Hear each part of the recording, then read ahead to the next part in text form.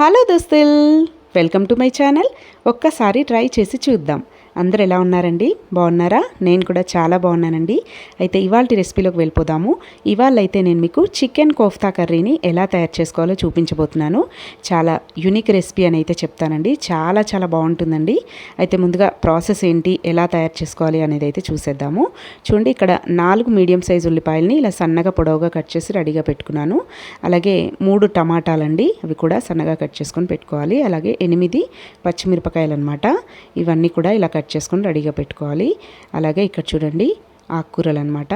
పుదీనా, కొత్తిమీర, ఉల్లాకు, కరివేపాకు ఇవన్నీ కూడా ఒక్కొక్క కట్ట తీసుకున్నానండి. ఒక్క కట్ట పుదీనా, అలాగే ఒక కట్ట కొత్తిమీర, అలాగే ఒక పెద్ద కట్ట ఉల్లాకు, 2 రెమ్మల కరివేపాకు ఇవన్నీ కూడా శుభ్రంగా వాష్ చేసుకొని ఇలా సన్నగా కట్ చేసుకొని రెడీగా పెట్టేసుకోవాలన్నమాట.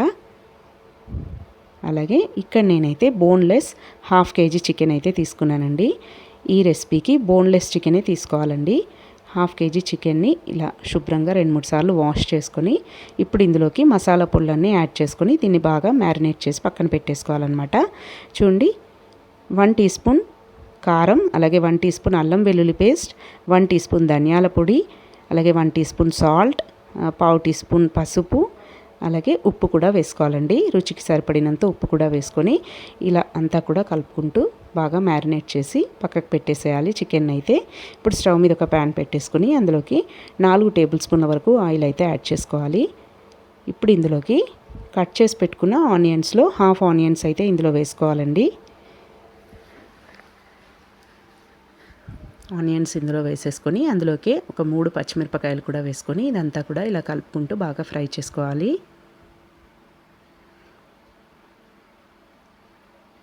ఇప్పుడు ఇందులోకి ఒక 10 వరకు వెల్లుల్లిపాయ రెబ్బలు, అలాగే ఒక 10 నుంచి 12 వరకు కాజు కూడా వేసుకోవాలండి. ఇది మనము మిక్సీ పడతామన్నమాట. ఇది గ్రేవీ కోసం పేస్ట్ అనమాట ఇది. అందుకని కాజు కూడా వేసుకుంటే గ్రేవీ టేస్ట్ అనేది బాగుంటుందండి. ఇలా అదంతా కూడా బాగా ఫ్రై అయ్యాక చల్లారబెట్టేసుకోవాలన్నమాట దాన్ని. ఇప్పుడు ఒక మిక్సీ జార్ తీసుకొని అందులోకి ఉల్లాకు, కొత్తిమీర, పుదీనా ఇవన్నీ కూడా యాడ్ చేసుకొని మెత్తగా మిక్సీ పట్టేసుకోవాలండి. ఆకుకూరలు, పుదీనా, కొత్తిమీర, ఉల్లాకు అనమాట. చూడండి, ఆకుకూరలంతా కొన్ని వేసేసుకొని మిక్సీ పట్టుకున్న తర్వాత అందులోకి కొన్ని మనం ఉంచుకున్న ఉల్లిపాయలు ఉన్నాయి కదండి, అవి కూడా వేసుకోవాలన్నమాట. అవి టమాటాలు, వీటిని కూడా అందులోకి వేసుకొని చూడండి ఇలా మెత్తగా మిక్సీ పట్టేసుకోవాలి. ఇప్పుడు అదే మిక్సీలోకి మనం మ్యారినేట్ చేసి పెట్టుకున్న చికెన్ని కూడా వేసుకొని మెత్తగా మిక్సీ పట్టేసుకోవాలి. చికెన్ని కూడా చూడండి, ఆ క్లిప్పింగ్ మిస్ అయిందనమాట. చికెన్ ఇందులోకి వేసేది మిక్సీలోకి మ్యారినేట్ చేసి పెట్టుకున్న చికెన్ అంతా కూడా ఇలా మిక్సీ జార్లోకి వేసుకొని మెత్తగా ఇలా పేస్ట్ పట్టేసుకొని ఆ పేస్ట్ని కూడా ఇదే గిన్నెలోకి యాడ్ చేసుకోవాలి. పుదీనా, కొత్తిమీర, ఉల్లాకు, కరివేపాకు, అలాగే కొన్ని ఉల్లిపాయ ముక్కలు, టమాటా ముక్కలు వేసుకొని మెత్తగా మిక్సీ పట్టేసుకోవాలి. తర్వాత చికెన్ని కూడా మెత్తగా మిక్సీ పట్టేసుకొని ఒకే గిన్నెలోకి వేసుకోవాలి. చూడండి, ఇక్కడ 1 కప్పు వరకు శనగపిండి అనమాట. దీన్ని కొంచెం పచ్చివాసన పోయేంత వరకు దోరగా ఫ్రై చేసుకొని ఈ శనగపిండిని అంతా కూడా మనం ఏదైతే మిక్సీ పట్టుకొని వేసుకున్నామో పేస్ట్ అందులోకే వేసుకోవాలన్నమాట.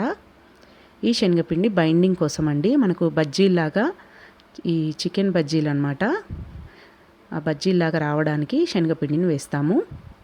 ఇప్పుడు దాన్ని అంతా కూడా పిండి అంతా కూడా దగ్గరికి కలిపేసుకోవాలన్నమాట. చూడండి, ఇప్పుడు స్టవ్ మీద ఒక ప్యాన్ పెట్టేసుకొని డీప్ ఫ్రైకి సరిపడా ఆయిల్ యాడ్ చేసుకొని ఇలా ఆ మిశ్రమాన్ని అంతా కూడా ఇలా ముట్టీలు అంటారు కదండి, మటన్తో ముట్టీలు చేస్తారు కదా, అలాగే ఈ చికెన్తో అనమాట. ఇలా చేసుకొని బాగా ఫ్రై చేసుకోవాలి. వీటిని మనం ఏ షేప్లో కావాలంటే ఆ షేప్లో వేసుకొని ఫ్రై చేసుకోవచ్చండి బజ్జీలను.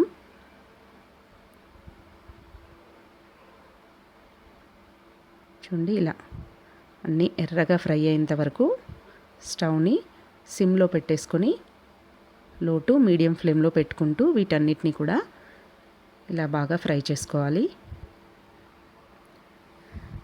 చూడండి, చిన్నగా అయినా వేసుకోవచ్చు, లేదంటే ఇలా పొడుగా ప్యాటీలాగా కూడా వేసుకోవచ్చు అనమాట. ఇలా కూడా వేసుకొని మన ఇష్టం, ఏ షేప్లో అయినా వేసుకొని ఫ్రై చేసుకోవచ్చు. మన శనగపిండి వేసాం కాబట్టి ఇదేమీ ఇట్లా విడిపోదండి, బైండింగ్ లాగా బాగా ఉంటుందన్నమాట. ఇప్పుడు చూడండి, అదే ప్యాన్లోకి ఇంకాస్త ఆయిల్ వేసుకొని మనము పోపు వేసుకోవాలన్నమాట కర్రీ కోసం. మనము ఉల్లిపాయ, పచ్చిమిర్చి, వెల్లుల్లి, కాజు అవన్నీ కూడా ఫ్రై చేసుకున్నాం కదండి, దాన్ని కూడా మిక్సీ పట్టేసుకొని పక్కన పెట్టేసుకోవాలన్నమాట. ఆ పేస్ట్ని కూడా చూడండి. ఇప్పుడు స్టవ్ మీద మళ్ళీ అదే ప్యాన్ పెట్టేసుకొని ఒక 3 టేబుల్ స్పూన్ల ఆయిల్ యాడ్ చేసుకొని మిగిలిపోయిన ఆకుకూరలంతా వేసుకోవాలన్నమాట. ఉల్లాకు, పుదీనా, కొత్తిమీర, కరివేపాకు ఇవన్నీ కూడా ఇలా పోపులో కూడా కొంచెం కొంచెం వేసేసుకొని ఇదంతా కూడా ఇలా బాగా కలుపుకోవాలి. ఇవి కొంచెం ఫ్రై అయిన తర్వాత ఇందులోకి చూడండి, మనం ఏదైతే మిక్సీ పట్టుకున్నామో ఉల్లిపాయ, వెల్లుల్లి, కాజు, పచ్చిమిర్చి పేస్ట్ ఉంది కదండి, ఈ పేస్ట్ అంతా కూడా ఇందులోకే వేసుకోవాలన్నమాట. ఇది గ్రేవీ థిక్నెస్ కోసం అన్నమాట. ఈ పేస్ట్ ఎంత ఎక్కువగా వేసుకుంటే మనకు గ్రేవీ అంత చిక్కగా వస్తుందండి. ఇదంతా కూడా ఇందులోకి వేసుకొని బాగా ఫ్రై చేసుకోవాలి. పేస్ట్ అంతా కూడా నూనెలో బాగా ఫ్రై అయ్యేంత వరకు ఇలా కలుపుకుంటూ ఫ్రై చేసుకోవాలి. ఈ గ్రేవీతోటే మనకు టేస్ట్ అనేది కర్రీకి. ఆ బజ్జీలు కూడా అన్ని బజ్జీలు బాగా ఫ్రై చేసుకొని పక్కకు పెట్టుకోవాలండి. చూడండి, ఇప్పుడు ఇందులోకి ఒక 3 టేబుల్ స్పూన్ల వరకు పెరుగును కూడా యాడ్ చేసుకోవాలి. ఒకసారి ఇదంతా బాగా కలుపుకొని చూడండి, మనం ఏవైతే బజ్జీలను రెడీ చేసి పెట్టుకున్నామో అవన్నీ కూడా ఇలా పోపులో వేసుకొని ఒకసారి ఇదంతా కూడా బాగా కలుపుకోవాలండి.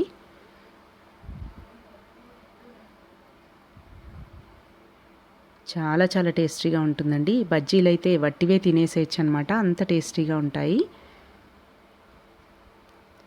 ఇంకా హెల్దీ అని కూడా చెప్పొచ్చండి, ఎందుకంటే మనము ఆకుకూరలన్నీ వేసాం కదండి, పుదీనా, కొత్తిమీర, ఉల్లాకు, కరివేపాకు అన్నీ వేసి పేస్ట్ పట్టుకున్నాం కాబట్టి ఇది టేస్ట్ కూడా బాగుంటుంది. అలాగే హెల్దీ రెసిపీ అని కూడా చెప్పొచ్చు అనమాట. ఇలా బజ్జీలు కూడా అన్నీ ఇందులోకి వేసుకొని ఒక 1 గ్లాస్ వరకు వాటర్ అయితే యాడ్ చేసుకోవాలండి. యాడ్ చేసుకొని ఒకసారి అంతా బాగా కలుపుకున్న తర్వాత ఇప్పుడు ఇందులోకి పొడులన్నీ యాడ్ చేసుకోవాలన్నమాట. గ్రేవీకి సరిపడినంత ఉప్పు, కారం అన్నీ యాడ్ చేసుకోవాలి. చూడండి, 1 టీ స్పూన్ సాల్ట్, అలాగే 1 టీ స్పూన్ వరకు కారం, అంటే మనం పచ్చిమిర్చి మిక్సీ పట్టేటప్పుడు కూడా కొంచెం వేసుకున్నాం కదండి, పోపులో కొంచెం వేసాము. అలా చూసుకుంటూ అన్నీ యాడ్ చేసుకోవాలి. గరం మసాలా, ధనియాల పొడి, ఉప్పు, కారం, అలాగే కొన్ని చిల్లీ ఫ్లేక్స్ వేస్తున్నాను. అలాగే కొంచెం మిరియాల పొడి, పెప్పర్ పొడి కూడా కొంచెం వేసుకోవాలండి. గరం మసాలా 1/2 టీ స్పూన్ వరకు యాడ్ చేశాను. చూడండి, పెప్పర్ పొడి కూడా వేసుకోవాలి.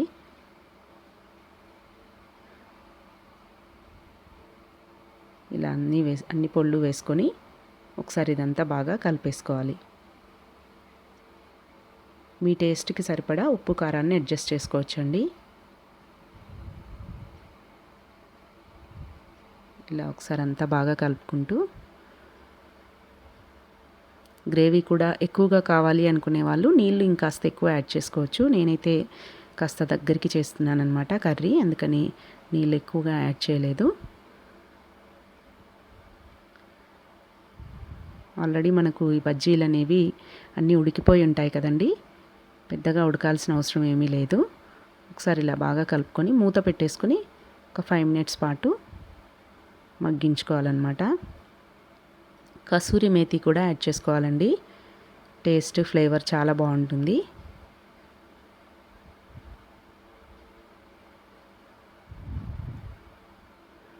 చూడండి, ఇలా అంతా బాగా కలుపుకున్న తర్వాత మూత పెట్టేసుకొని ఒక 5 to 10 మినిట్స్ ఉంచుకోవాలి. తర్వాత మూత తీసుకొని కసూరి మేతిని కూడా ఇలా నలుపుకొని వేసుకోవాలన్నమాట. 1 టేబుల్ స్పూన్ కసూరి మేతి కూడా ఇలా చేతులతో నలుపుకొని వేసుకుంటే ఫ్లేవర్ బాగా వస్తుందండి. ఇప్పుడు ఇందులోకి చివరిగా బటర్ ముక్క వేసుకోవాలండి. బటర్ కూడా వేసుకొని మూత పెట్టేసుకోవాలన్నమాట. ఈ బటర్ అంతా మెల్ట్ అయిపోయి కర్రీకి లుక్ అలాగే టేస్ట్ చాలా బాగుంటుందండి.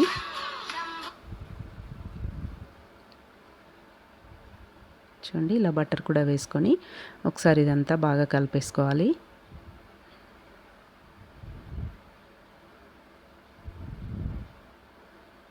ఇప్పుడు ఇంకా ఫైనల్ టచ్ ఉంటుందండి. తడక అంటారు కదండి, తడక పప్పుల్లోకి దాబా స్టైల్లో పెడుతుంటారు కదా, తడక అని చివరిగా పోపు పెట్టడం. అలాగే ఈ కర్రీకి మనము గరం మసాలాతో తడక పెట్టుకోవాలన్నమాట చివరిగా. ఇంకా ఫైనల్ టచ్ అండి. టేస్ట్ అయితే అదిరిపోతుంది ఇంకా ఆ తడకతోటి. చూడండి, ఇలా బాగా కుక్ అయిన తర్వాత ఒక 10 మినిట్స్ తర్వాత ఇలా ఆయిల్ అంతా పైకి తేరాలి. అంటే కర్రీ అనేది బాగా కుక్ అయిపోయినట్టు. ఇప్పుడు ఇందులోకి మనము పోపు పెట్టేసుకుందాము. కలర్ఫుల్గా కనిపిస్తుంది కదండి కర్రీ. టేస్ట్ కూడా చాలా చాలా బాగుంటుందండి. మీరు కూడా తప్పకుండా ట్రై చేయండి. ఈ బజ్జీలు అలాగే ఈ గ్రేవీ, ఈ రెండిటి కాంబినేషన్ అయితే అసలు ఎంత బాగుందో అండి. అసలు మేమే కొత్తగా ట్రై చేసామన్నమాట. చాలా బాగా వచ్చింది. అయితే మీరు కూడా ట్రై చేస్తే మీకు కూడా నచ్చుతుంది కదా అని నేను వీడియో తీసి పెడుతున్నాను. చూడండి, ఇప్పుడు ఈ తడకా కోసం 1 ఇంచు దాల్చిన చెక్క, 3 లవంగాలు, 3 ఇలాయచీలు, కొంచెం సాజీరా ఇవన్నీ వేసుకొని కొంచెం కచ్చాపచ్చాగా మ్యాష్ చేసుకొని స్టవ్ మీద ఒక ప్యాన్ పెట్టేసుకొని అందులోకి 3 టేబుల్ స్పూన్ల ఆయిల్ అయితే యాడ్ చేసుకొని ఈ మనం దంచుకొని పెట్టుకున్న గరం మసాలా అంతా కూడా అందులోకి వేసుకొని అది కాస్త ఫ్రై అయిన తర్వాత ఇలా చికెన్లోకి వేసుకోవాలన్నమాట. ఈ కోఫ్తా కర్రీలోకి యాడ్ చేసుకోవాలి. చూడండి కర్రీ ఎంత కలర్ఫుల్గా కనిపిస్తుందో. చాలా చాలా బాగుంటుందండి. ఒక్కసారి కొంచెం లాంగ్ ప్రాసెస్ అనే చెప్పొచ్చు, కానీ టేస్ట్ మాత్రం చాలా చాలా బాగుంటుంది. మీరు కూడా తప్పకుండా ట్రై చేయండి, ఖచ్చితంగా మీకు కూడా నచ్చుతుంది. 1/2 కేజీ చికెన్తో అసలు ఒక 5 to 6 మెంబర్స్ కడుపు నిండా తినేసేయచ్చు అనమాట. ఒక్కసారి ట్రై చేసి మీకు ఎలా వచ్చింది అనేది కమెంట్స్లో అయితే నాకు తెలియజేయండి. మీకు కనుక నచ్చినట్టయితే మా ఛానల్ని తప్పకుండా సబ్స్క్రైబ్ చేసుకోండి. అలాగే పక్కనే ఉన్న బెల్ గంటను కొట్టండి. Thanks for watching. Please subscribe.